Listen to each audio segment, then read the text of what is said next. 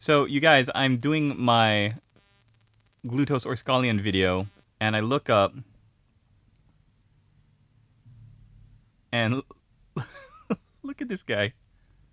What the heck? He's just chilling. I'm parked in my van, my work van, at this park, and this little guy is just crashed out on this tree. I watched him climb the tree while I'm doing the video, and he's sitting there looking at me, and now he's just chilling. Wow. He must really like my Warhammer videos. he's just or he's just bored. I have never seen a squirrel do this, guys. I have never seen a squirrel just hang out and go to sleep. He's taking a nap on the tree right in front of me. This is great. Our boss Tay up in this mug. I wanted to take a look at the Glutos Orscollion model up now, the pictures at least, on the Warhammer community website. Should be up for pre-order this weekend. So still about 5 days away. It's Tuesday as of filming this, and I just want to give you my initial take, my initial reaction. Some people said that I should check out the model, and so I'm going to do it. Let's see. The Lord of Gluttony, and this artwork looks terrific. Man, look at that. Look at his pants. Look at those hammer pants. And he's wearing some kind of weird BDSM, like black leather studded, and he's got some strange piercings on his stomach. Very odd drawing, very odd character. And look at his two assistants here. All right.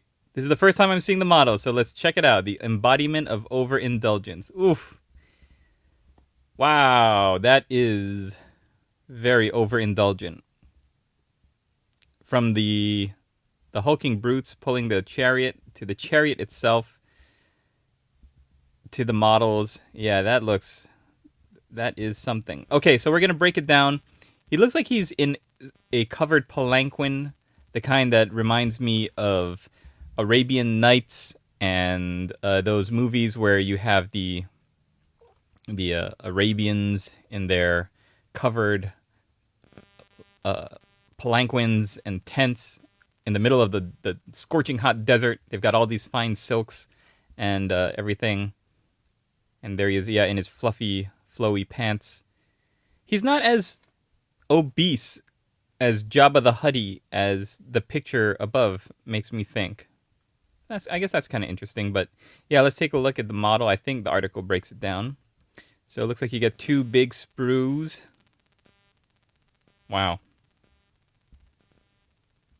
All right, hauling around the creature as massive as the Vintner of Souls requires a robust axle and double-spoked reinforced wheels. This is very interesting too, because you see the chariot itself looks very clean. The color is a very nicely blended light gray, almost like marble, and then the gold trim, very bright, shiny, and then you get down to the bottom, and the metal is very dirty and corroded looking. Interesting contrast there between the colors. And you find a variety of sycophantic lackeys from Lashmaster Visk. You want to know how I got these scars? Yeah, I mean, there's that classic Slaanesh purple, and it contrasts really nicely with this turquoise. I like that they're using turquoise as the spot color. It works really well. To Priestess, how do you say that? Dolis? Doleche? And the mysterious creature serving up Glutos' next delicacy. What mysterious creature? Oh, the little guy. Get the gimp. It looks like he's serving up tentacles or something with those suckers on the ends of them. It reminds me of taco poke. If I ever got this model, that's how I would paint it up, like Japanese sushi, the octopus tentacles. And yeah, I mean, not much to say about that little guy. The priestess, okay, this is what it's pretty interesting about the priestess character. She's got these feathers that are supposed to be peacock feathers, if you'll remember the illustration. But you can't do peacock feathers without all of the individual spines on the feathers themselves. So it almost looks like little fans flaring out behind her, or pieces of kelp seaweed. It doesn't look like peacock feathers. You know what I mean? They need to give these feathers texture like they do really good with the griffin. Remember the griffin that came out from the Island of Blood starter kit? That griffin had beautiful feathers, very nicely sculpted feathers. Like, why couldn't they do just peacock feathers? You know what they look like because you're going off of the illustration, I believe. Or just, heck, Google peacock feathers, like a peacock, anything. A picture of a peacock. Like, you can tell they're supposed to be peacock feathers because of the eyes on the ends of the feathers. You paint those up. But, yeah, there's just no texture on it. And that's not a very good pose for the priestess figure. You would think a Slaanesh character would have a little bit more of an interesting expression or mutations on the face or on the body. It just looks like self-scarification. And then she's wearing just some bodice over a dress. I don't know. I'm not overwhelmed by any of the sycophantic lackeys I've seen so far. Glutos himself reclines leisurely in his spacious seat while the visage of Lothshar, I guess that's the demon that he formed his pact with, gazes over the battlefield from the Lear stave. His demonic patron constantly whispers of the next delicacy Glutos must seek out, as well as the suppressed desires that dwell in the hearts of nearby mortals. Yeah, I mean, he's not as interesting to look at as the illustration, or as the, like, in your mind you see someone just really obese, really like the Lord of Gluttony should be really just big, and he's got some chins and he's got a little bit of bulk to him, but I just don't see him as being as big as I thought he would be. Yeah, something like Jabba the Hutt, or more like a Great Unclean One, like just really big. Make him look like the guy from that one Monty Python skit. Could possibly just wafer thin mint. Is that a? Oh man, what's that sticking out of his forehead though? Is he like that rapper that got the $24 million diamond surgically implanted into his forehead? Man, people are weird. I guess that's kind of interesting, because you can see the skin is scarring and forming around the gem. Yeah, that is kind of creepy. I like how they're doing the skin. It goes from the dark purple of the tentacles to the pinkish flesh. And I do like how they're going for some kind of design in purple ink on his silver shoulder pad. But yeah, there's some things about this model I don't really care for. Riding directly into the swirling confusion of battle, Glutos is quite capable of defending himself with potent magic, and anything that gets too close will have to contend with the depraved, cannibalistic painbringer Kyazu. He doesn't look like a depraved cannibal.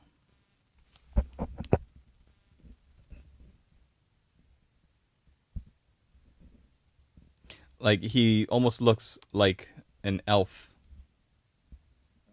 with a pointy helmet and the cape. He almost looks like a sword master in gold armor. It's kind of underwhelming. He looks like a formidable warrior. Yeah, but if you're going for him being some kind of crazy cannibal, I would have had him maybe not all armored up.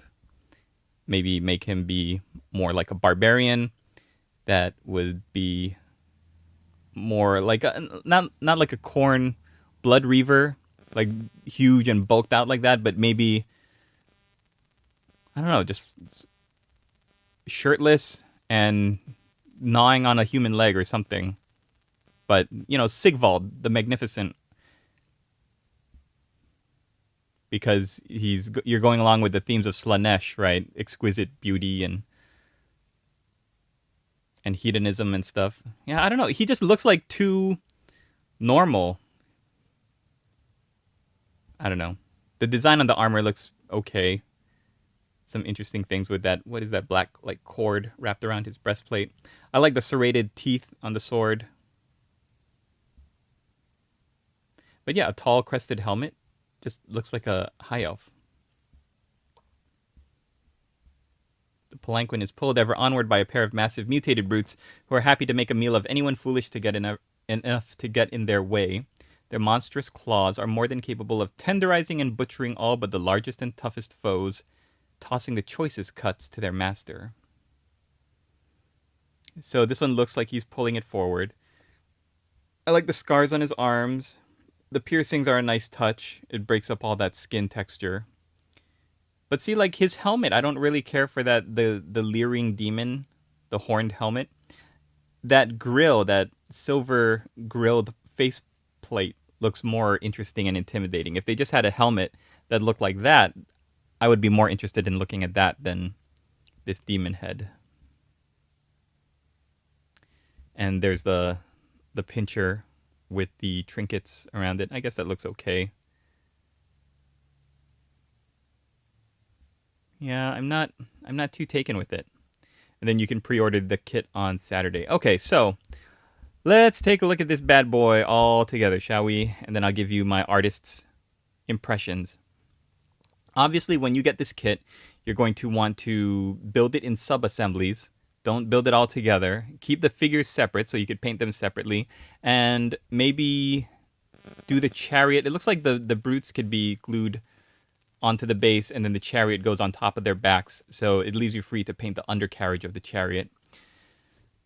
The blacks, like the leathers, look like they're just Abaddon black highlighted up with... If you look at the padded or the studded leather on the brutes pulling the thing, it looks like they're using some gray colors to highlight up the black, if you see where the leather looks ripped or torn, as well as the horns. And then when you look at the leather, like the gauntlets or the bracelets on the brute on the left, it looks like he highlighted those up, or she, or whoever painted. It looks like they've been highlighted up with turquoise, dark Stegodon scale green, or some dark blue like Cantor blue.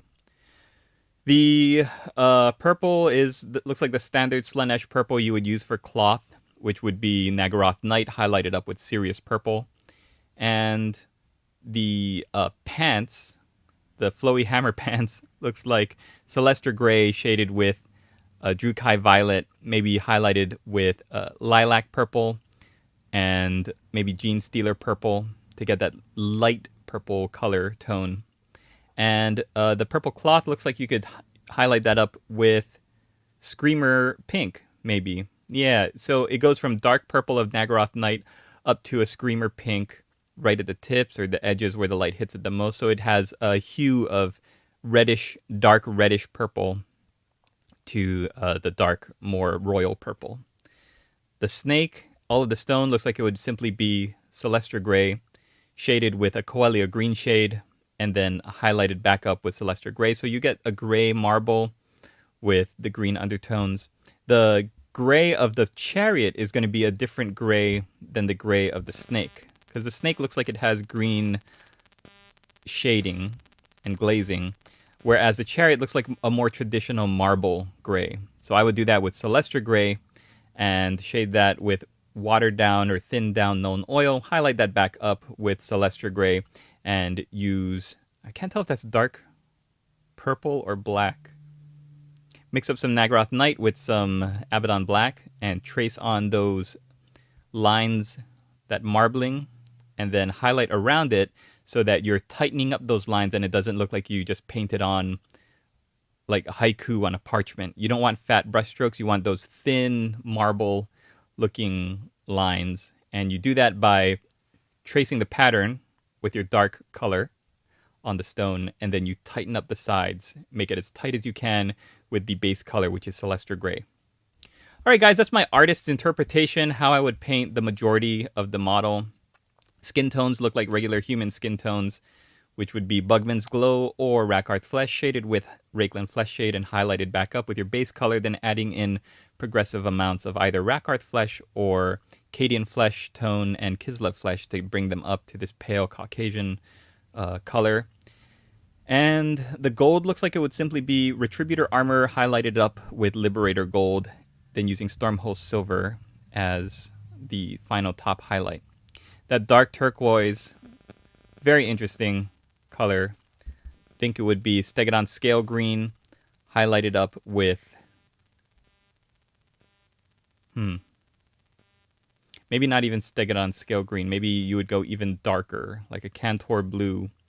Then start adding in the Hawk turquoise. Oh no, it's not Hawk turquoise. It's something else, isn't it? Temple Guard blue. What's the... There's like a darker green color. I think it's Stegodon scale green. Highlight it up with the just look for the Lizardman colors, Seraphon colors, and that way you get a nice rich blue green, and it's a very nice turquoise. The peacock feathers look like they're Cabalite green, highlighted up Cabalite green over Incubi Darkness. And yeah, I think that's gonna be it. Any other colors or questions, please let me know.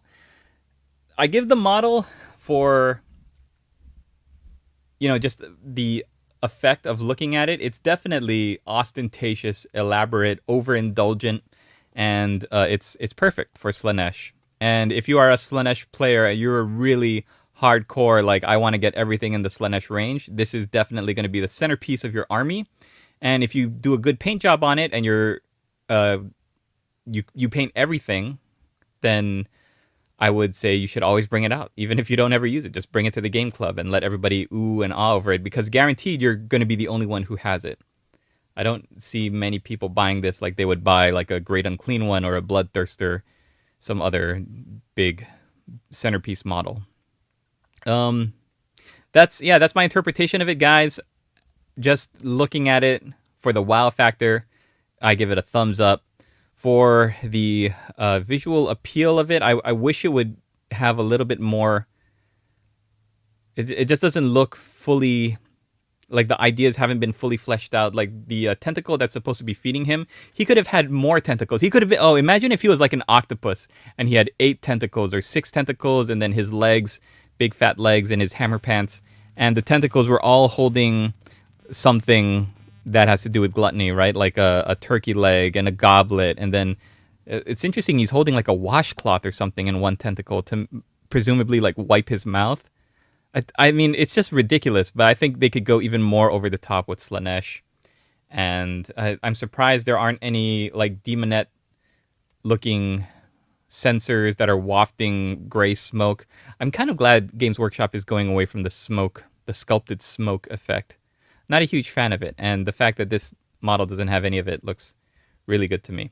All right, everybody, I hope you enjoyed this video. Thanks for watching. I'm going to try to catch up more with the Warhammer community articles, give you my first impressions, walk you through what I would do if I were to purchase one to build and paint up for my own collection.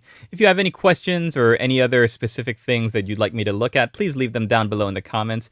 Don't forget to hit that like button before you go, and we'll talk to you later. Man, he's still just chilling. That's how I feel in the middle of my workday. I wish I was home painting miniatures. Oh, I gotta go paint miniatures. I have too many miniatures to paint. I gotta get out of here. What am I doing just sitting in this tree? What up, players? Gandalf the Grey, up in Dismal. Support Warboss Tay Studios. For now, more than ever, Hobbiton is in desperate need of heroes. Heroes like Daniel Sprinkle, Scrag Fist, Brad 94H, Pigs, Dicey Guy, Harry Smith, Play It Painted, and Logan Swanson.